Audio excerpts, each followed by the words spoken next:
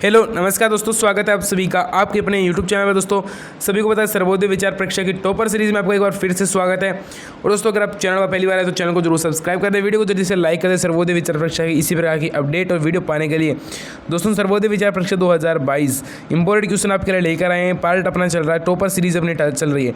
Topper series की विशेषताएं क्या होती है आपके लिए, पहले ये बता दूं कि टॉपर सीरीज में आपके डेली 1 बजे वीडियो आता है, मतलब 1 PM जब आप स्कूल से वापस आते हो तब आपके लिए वीडियो आता है। उसी के साथ सेकंड जो आपके लिए फ़ायदा है वो ये है कि टॉपर सीरीज़ में डेली आपको फिक्स एक वीडियो मिलता है और इसमें सिर्फ आपके क्वेश्चन ही आते हैं, ठीक है। और उसी के साथ टॉपर सीरीज़ होती है, उसमें इंपॉर्टेंट क्वेश्चन मैं छांटता हूँ, ठीक है। तो टॉपर सीरीज़ आपको मिस नहीं करनी। उसी के साथ एक शाम वाले सीरीज़ आती है जिसके सिलेबस सीरीज़ हम लोग कहते हैं, जिसमें हम लोग सिलेबस कंप्लीट करते हैं। तो सिलेबस कंप्लीट के बिना आप टॉपर तो नहीं बन सकते बिल्कुल भी। तो वो आपके फिक्स 7 बजे होती है। क्या टाइम आती है? 7 PM, मतलब इससे लगभग 6 या 7 घंटे बाद में वो क्लास आने वाली है, ठीक है। तो बिल्कुल भी आपको मिस नहीं करनी है।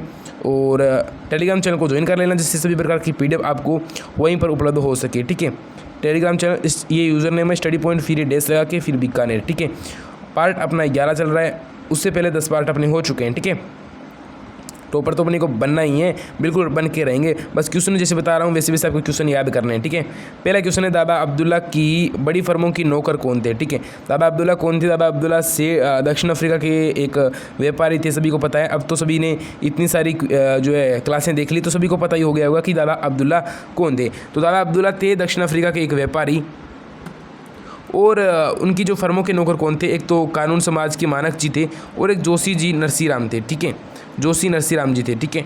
और अगला है फ्रेंचाइजी जो बिल है वो विरोध करने हेतु प्रार्थना पत्र किसने लिखे? तो मिस्टर आर्थर ने लिखे थे। दोस्तों अभी से मैं आपको कमेंट बॉक्स में सवाल दे रहा हूँ जिसका जवाब आपको सभी को देना है। फ्रेंचाइजी बिल से संबंधित है। नेटाल में फ्रेंचाइजी बिल का विरोध करने हेतु सभा का आयोजन कहाँ किया गया? देखो सबसे पहले आपको इसका आंसर कैसे देना है, क्वेश्चन दोबारा एक बार सुन लेना, आंसर कैसे देना वो देख लो, ठीक है। तो आंसर ऐसे देना है कि जैसे आपको सबसे पहले अपना नाम लिखना है, जैसे कि मेरा नाम है, मैं अभी लिख देता हूँ। तो मैं सबसे पहले अपना रमेश नाम लिख लेता हूँ, जैसे कि रमेश आपको, ठीक है। आपका जो भी नाम है वो आपको लिखना है, ठीक है। और फिर आपको अपनी डिस्ट्रिक्ट लिखनी है, मतलब आप जिस भी डिस्ट्रिक्ट से बिलोंग करते हो वो डिस्ट्रिक्ट आपको लिखनी है, ठीक है। तो यहाँ पर जैसे कि मेरी डिस्ट्रिक्ट है, मैं मान लेता हूँ मेरी बीकानेर है, तो मैं यहाँ पर बीकानेर लिख देता हूँ, ठीक है। और उसके बाद आपके मतलब राइट आंसर क्या है, ठीक है। तो फिर आपको आंसर लगा के आंसर लिख के और फिर वो आंसर टाइप कर देना है, ठीक है। तो क्वेश्चन आप दोबारा सुन लीजिए कि फ्रेंचाइजी बिल का नेटाल में फ्रेंचाइजी बिल का विरोध करने हेतु सभा किसके घर पर रखी गई? काफ़ी अच्छा क्वेश्चन है और सिंपल सा क्वेश्चन है। देखते हैं कितने इसका आंसर दे पाते हैं, सभी को आंसर देना है इसका, देखते हैं, ठीक है। तो मैं कमेंट बॉक्स में सभी का इंतजार करूंगा कमेंट्स के। और लॉर्ड रिपने को सौंपे गए प्रार्थना पत्र पर कितने व्यक्तियों के हस्ताक्षर थे? तो लगभग 10,000 व्यक्तियों के वहाँ पर हस्ताक्षर हुए थे, ठीक है। लॉर्ड जो रिपने को एक प्रार्थना पत्र सौंपा गया था तो उसमें 10,000 व्यक्तियों के हस्ताक्षर थे। चलो अपना अगला क्वेश्चन है, नेपाल के न्यायालय में वकालत की शपथ लेते ही मुख्य न्यायाधीश ने गांधी जी को क्या कहा? ये काफ़ी अच्छा क्वेश्चन है और यहाँ पर जितने भी मुझे पता है वीडियो देख रहे हैं सभी को लगभग इस क्वेश्चन के बारे में पता होगा। तो उन्होंने उन्हें पगड़ी उतारने के लिए कह दिया था, ठीक है। और गांधी जी ने क्या पगड़ी उतारी या फिर नहीं, ये आप मुझे कमेंट बॉक्स में बताने वाले हो। गांधी जी ने पगड़ी उतारी या फिर नहीं? सिंपल सा फॉर्मूला है, जैसे कि आप लिख दोगे नेम और फिर आप लिख दोगे डिस्ट्रिक्ट और फिर आप लिखोगे मतलब जैसे कि ये क्वेश्चन लिख दोगे और उसके बाद इसका आंसर आपको लिखना है कि पगड़ी उतारी या नहीं, यस या नो टाइप कर देना, मैं समझ जाऊँगा, ठीक है। गांधी जी ने सत्य को किसके समान बताया है? तो गांधी जी ने सत्य को वज्र के समान मजबूत या कठोर बताया है और कमल के समान कोमल बताया है, ठीक है। चलो अपने अगले क्वेश्चन की ओर बढ़ते हैं। अगला क्वेश्चन है, नेटाल इंडियन कांग्रेस की स्थापना कब हुई थी? ये नेटाल नहीं है, नेटाल गलती से टाइप हो गया, बस यहाँ पर नेटाल है, ठीक है। नेटाल लिख लेना। नेटाल इंडियन कांग्रेस की स्थापना कब हुई थी? तो 22 मई 1894 को नेटाल इंडियन कांग्रेस की स्थापना हुई थी। और इसकी स्थापना किसने की थी? तो इसकी स्थापना मान सकते हो दक्षिण अफ्रीका के भारतीयों ने की थी, विशेष रूप से महात्मा गांधी मान सकते हो, अपने महात्मा गांधी ने इसकी स्थापना की थी, ठीक है। अगला है, दक्षिण अफ्रीका में नेटाल में रहते हुए गांधी जी ने किन 2 पुस्तकों की रचना की थी? तो देखो ये 2 पुस्तकें थी, एक तो 2 पुस्तकों की रचना की थी, एक तो थी दक्षिण अफ्रीका में रहने वाले प्रत्येक अंग्रेज से अपील, ठीक है। एक तो ये पुस्तक थी, आ सकती है, देखो पेपर में 100% ऐसे प्रश्न आपको देखने को मिलते हैं। मैंने कई बार पेपर दे दिया, मैं बताता हूँ आपको, ऐसे प्रश्न आपको देखने को बार बार मिलते हैं। तो देखो एक तो दक्षिण अफ्रीका में रहने वाले प्रत्येक अंग्रेज से अपील और दूसरी है भारतीय मताधिकार एक अपील। ये भी दोनों किताबें गांधी जी ने दक्षिण अफ्रीका में रहते समय लिखी थी और अंग्रेजों को भी सौंपी भी थी, ठीक है। अगला प्रश्न आपके लिए काफ़ी अच्छा प्रश्न है कि बाला सुंदरम कौन था? बाला सुंदरम कौन था? देखो बाला सुंदरम वैसे तो एक गिरमिटिया था, क्या था? एक गिरमिटिया था, एक गिरमिटिया था। पर यहाँ पर पूछ रहे हैं बालासुंदरम कौन था, तो आपने आत्मकथा पढ़ी तो आपको पता होगा, वो एक मद्रासी हिंदुस्तानी था और वो एक गिरमिटिया था। अगला है बालासुंदरम गांधी जी के पास क्यों आया था। ठीक है, बालासुंदरम गांधी जी के पास क्यों आया था, तो उसके मालिक ने उसकी पिटाई कर दी थी और उसके खून लगा हुआ था, बहुत बुरी तरीके से उसकी पिटाई की थी, तो इसी कारण वो गांधी जी के पास आया था हेल्प मांगने के लिए। ठीक है, अगला है जब कोई गिरमिटिया हिंदुस्तानी किसी गोरे के घर में प्रवेश करते तो उन्हें क्या करना होता था। ये काफ़ी अच्छा प्रश्न है आपके लिए। तो उन्हें अपने पगड़ी उतार कर प्रवेश करना पड़ता था। ठीक है, मतलब जो कोई गिरमिटिया हिंदुस्तानी किसी गोरे के घर में प्रवेश करते थे तो उन्हें पगड़ी उतार कर प्रवेश करना पड़ता था। ठीक है, मतलब पगड़ी उन्हें उतारनी पड़ती थी।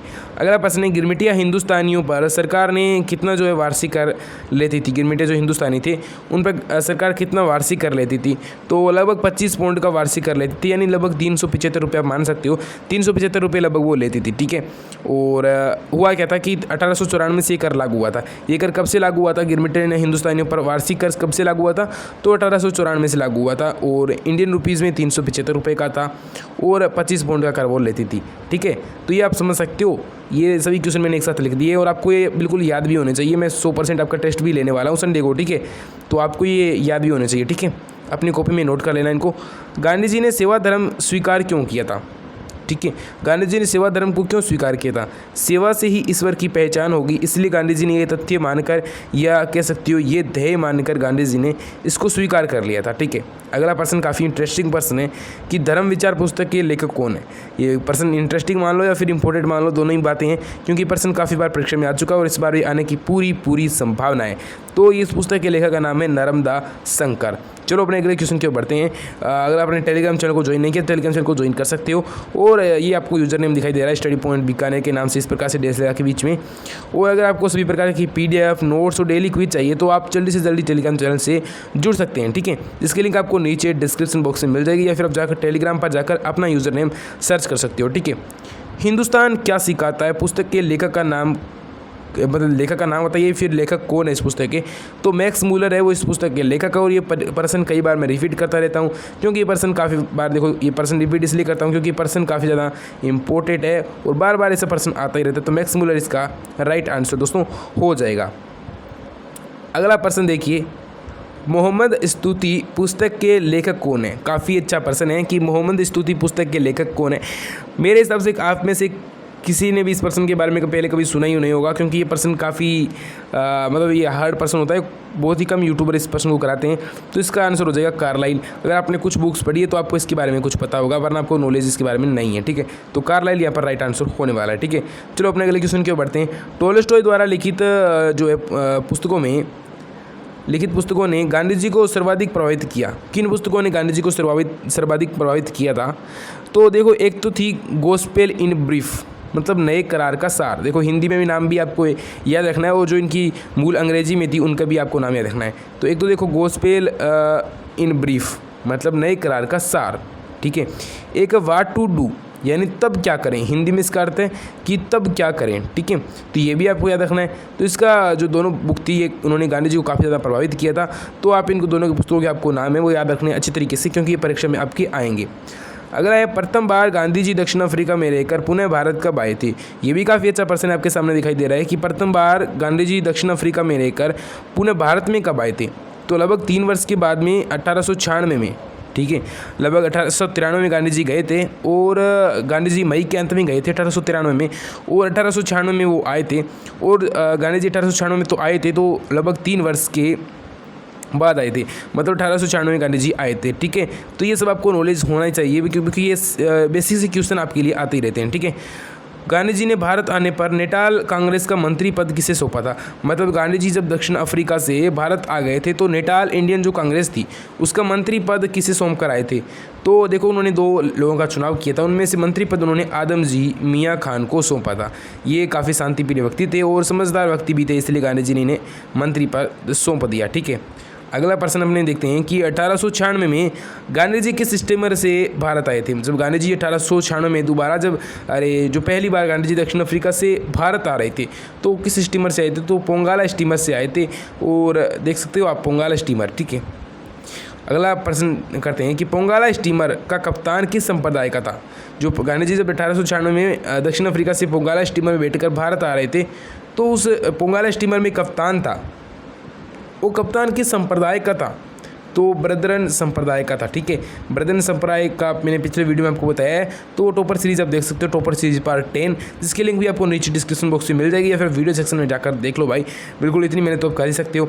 और इसी की बात पर एक लाइक तो आपके लिए बनता है भाई, एक लाइक तो आपको जरूर कर देना है। तो प्लीज़ एक लाइक जल्दी से कर दीजिए। एक लाइक आपके एक लाइक से कुछ नहीं होता है भाई, एक लाइक जल्दी से कर देना। और वीडियो को लाइक की बिल्कुल मत जाना भाई, क्योंकि आपको सिलेक्शन तो आपको पाना है। मैं इतनी मेहनत कर रहा हूँ आपके लिए, इतने शानदार क्वेश्चन आपके लिए लाता हूँ, डेली क्वेश्चन लाता हूँ, शाम को सिलेबस कंप्लीट कराता हूँ। तो ये भाई इतनी मेहनत करता हूँ, एक लाइक तो बनता है। और नीचे एक प्यारा सा कमेंट नीचे कर दिया करो, ताकि मुझे भी इससे मोटिवेट मिलता रहे कि आप लोग मुझसे पढ़ते हो। ठीक है, गांधी जी ने पोंगाला जो स्टीमर है उसको कितने दिनों में हिंदुस्तान पहुंचे? मतलब गांधी जी पोंगाला स्टीमर में बैठकर कितने दिनों में वो हिंदुस्तान पहुंच गए थे? तो 24 दिन की बात। देखो टाइपिंग में मिस्टेक हो जाती है, मतलब बहुत जल्दी मैं टाइप करता हूँ तो मिस्टेक्स हो जाती है, तो उसके लिए मैं माफ़ी मांगता हूँ आपसे। और इसलिए कहता हूँ आप PDF से सीधे PDF से मत पढ़ो, आप वीडियो से पढ़ो। अब बराबर अब अगर आप अपने कॉपी में लिखते जाओगे तो आप ये पोंगाला ही लिखोगे, आप योंगाला नहीं लिखोगे। फिर आप जब PDF पढ़ने वाले हो तो PDF में आप सिर्फ योंगाला पढ़ोगे। तो अगर आपने वीडियो देखकर PDF पढ़ रहे हो तो आपको पता है कि सर ने पोंगाला बताया था, मतलब पोंगाला ही है। ठीक है, तो ये योंगाला लिख लोगे फिर गलत हो जाएगा। ठीक है, तो ये आपको ध्यान रखना है कि गांधी जी पोंगाला स्टीमर से लगभग 24 दिनों में गांधी जी भारत पहुँच गए थे। ठीक है, अगला प्रश्न है, कोलकाता से मुंबई जाते वक्त ट्रेन प्रयाग में कितने समय के लिए रुकती थी? ये काफ़ी अच्छा प्रश्न है कि जब कोलकाता से ट्रेन मुंबई जाती थी उस समय ट्रेन प्रयाग में बीच में रुकती थी, तो कितने समय के लिए रुकती थी? तो 45 मिनट के लिए रुकती थी। और गांधी जी हुआ क्या था, मैं आपको गांधी जी की बात बताता हूँ, एक बार सुन लेना थोड़ी। हुआ क्या था कि गांधी जी प्रयाग में रुके और गांधी जी को वहाँ से किसी एक दुकान पर भी जाना था। तो गांधी जी पहले प्रयाग में घूमते रहे, फिर वो दुकान पर गए। जब वो दुकान पर गए तो उनको काफ़ी टाइम लग गया और गांधी जी जब वापस आए तो स्टेशन मास्टर वाला था, उन्होंने 1 मिनट के लिए गाड़ी रोकाई थी, पर गांधी जी नहीं आते देखकर उन्होंने गांधी जी का सामान उतरा दिया था और गांधी जी वहीं पर रह गए थे। और गांधी जी को प्रयाग में एक होटल लेकर रहना पड़ा था। ठीक है, तो ये भी आप लिख सकते हो, मतलब आपको अगर क्वेश्चन आता है तो थोड़ी आपको पता होनी चाहिए। ठीक है, इसलिए कहता हूँ आप बुक्स जरूर पढ़ा करो। ठीक है, गांधी जी ने राजकोट में कौन सी पुस्तक लिखी थी? ये भी काफ़ी अच्छा प्रश्न है कि गांधी जी ने राजकोट में कौन सी पुस्तक लिखी थी। तो गांधी जी ने राजकोट में जब गांधी जी, देखो ये पुस्तक कब लिखी थी, आप कन्फ्यूज़न होंगे। तो गांधी जी जब 1896 में, ठीक है, गौर करना, 1896 में जब गांधी जी पोंगाला स्टीमर से, सब कुछ कंप्लीट करा दूंगा, एक बार सुनो ध्यान से। 1896 में गांधी जी जब पोंगाला स्टीमर से आए थे तो 24 दिन पहुँचे थे। फिर वो कोलकाता रुके, कोलकाता से मुंबई जा रहे थे, बीच में प्रयाग में रुके। प्रयाग में ट्रेन 45 मिनट के लिए रुकती थी, 45 मिनट रुकती थी, गांधी जी का वहाँ से ट्रेन छूट गई। उसके बाद गांधी जी राजकोट आ गए। राजकोट में गांधी जी ने एक पुस्तक लिखी जिसका नाम था हरी पुस्तिका।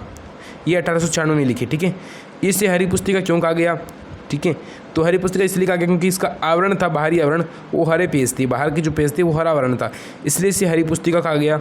और इसकी 10,000 प्रतियाँ, मतलब 10,000 बुकें इसकी छपाई गई थी और वो सभी बिक चुकी थी और गांधी जी ये पुस्तक प्रसिद्धि पा गई थी। ठीक है, अगला, गांधी जी ने अपनी राजनिष्ठा है उसका मूल कारण क्या माना है? मतलब गांधी जी इतनी राजनिष्ठा के प्रति इतने सचेत रहते थे, राजनिष्ठा करते थे, इसका मूल कारण गांधी जी ने क्या माना है? तो गांधी जी ने सत्य पर स्वाभाविक प्रेम को इसका मूल कारण माना है। ठीक है, अगला है, हरी पुस्तिका पर सबसे पहले टिप्पणी किस अखबार में निकली थी? हरी पुस्तिका पर, तो पायोनियर अखबार में सबसे पहले हरी पुस्तिका पर टिप्पणी निकली थी। ठीक है, पायोनियर अखबार में। ठीक है, हरी पुस्तिका पर सबसे पहले टिप्पणी किस अखबार में निकली थी? तो पायोनियर अखबार में सबसे पहले हरी पुस्तिका पर टिप्पणी निकली थी। ये भी आपको याद रखना है, काफ़ी अच्छा क्वेश्चन है, 100% कह रहा हूँ, ऐसे क्वेश्चन आपकी देखने को आपको मिलने वाले हैं। Thank you for watching. लगभग मैंने सभी क्वेश्चन कंप्लीट कर लिया। आपने इस वीडियो को इतनी दूर देखा, सभी का बहुत बहुत धन्यवाद। और आप वीडियो को लगातार देख रहे हो इसलिए कह रहा हूँ आपका सिलेक्शन पक्का है, क्योंकि जो मुझे पता है काफ़ी स्टूडेंट्स वीडियो में आते हैं फिर बीच में छोड़कर चले जाते हैं। तो आपने वीडियो को यहाँ तक देखा और तो प्लीज़ वीडियो को एक बार लाइक तो जरूर कर देना और चैनल को भी सब्सक्राइब करना बिल्कुल मत भूलना। आई होप अपने चैनल को, मुझे पता है सबसे पहले ही सब्सक्राइब कर रखा था, तब से तैयारी कर रहे हो तब से अपने चैनल को सब्सक्राइब कर रखा है। स्टडी पॉइंट बीकानेर के नाम से इस प्रकार से अपना यूज़र नेम है टेलीग्राम का और मेरा नाम रमेश है। और अगर आप टेलीग्राम चैनल से जुड़ सकते हो और एक व्हाट्सएप ग्रुप है अपना, वहाँ पर भी आपको ये सभी PDF आपको मिलती है, नोट्स मिलते हैं, डेली क्विज़ भी वहाँ पर मिलती है। क्विज़ आपको सिर्फ टेलीग्राम चैनल पर मिलती है और वहाँ से जल्दी आप जुड़ सकते हो। व्हाट्सएप ग्रुप के लिए आप नीचे आपको लिंक मिल जाएगी व्हाट्सएप ग्रुप की, वहाँ से जुड़ सकते हो। ठीक है, व्हाट्सएप ग्रुप की लिंक आपको मिल जाएगी। दोस्तों मिलते हैं दोस्तों अगले वीडियो में। तब तक दोस्तों जय हिंद, जय भारत, ऐसे ही अपनी पढ़ाई करते रहिए। ठीक है।